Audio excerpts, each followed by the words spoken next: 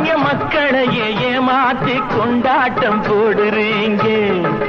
பொய்மை எப்போதும் ஓங்குவதும் இல்லை, உண்மை எப்போதும் தூங்குவதும் இல்லை. கண்ணை நம்ப